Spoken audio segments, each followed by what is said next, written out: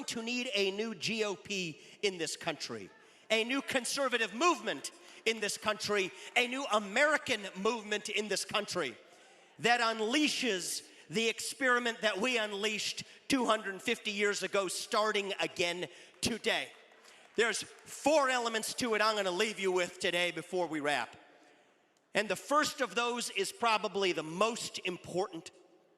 It is to restore our culture of free speech in America.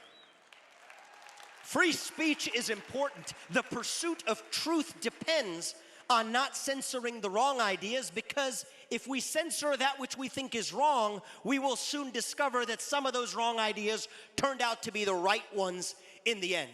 Free speech is a precondition for peace in this country. Because you know what? If you tell people they cannot speak, they will scream. If you tell people they cannot scream, that is when they will start tearing things down. That is why we need to revive free speech for the sake of peace itself in a divided body politic. And it starts not with big tech censorship. I don't call it that anymore. I call it what it is. It starts with government tech censorship, where these companies are working hand in glove with the party in power in the United States to censor speech and content through the back door that government could not censor through the front door under the Constitution. Well, you know what I say?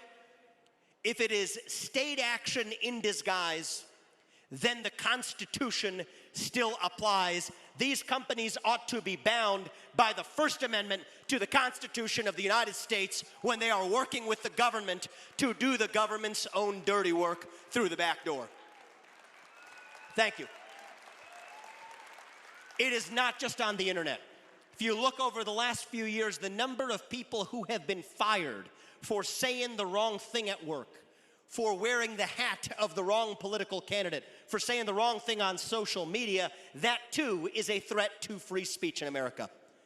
You know what I say is, if you can't discriminate against somebody, fire somebody, or deplatform somebody on account of race, or sex, or sexual orientation, or religion, or national origin, then you should not be able to discriminate against somebody on account of their political beliefs either. We need to make political expression a civil right in this country, right up there next to the other protected classes.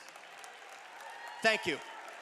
Now, the old conservatives would tell us that, no, this is another constraint on what private businesses can and cannot do. The market should work this out. You know what I say? I say that is fine if you actually want to get rid of protected classes altogether. If you do, I'm right there with you. But you cannot have it both ways. To say that you can't fire somebody because they're black, or gay, or Muslim, or white, or Christian, or Jewish, or whatever. If that's true, then you should not be able to fire somebody just because they are an outspoken conservative either. We need to apply these standards even-handedly in this country.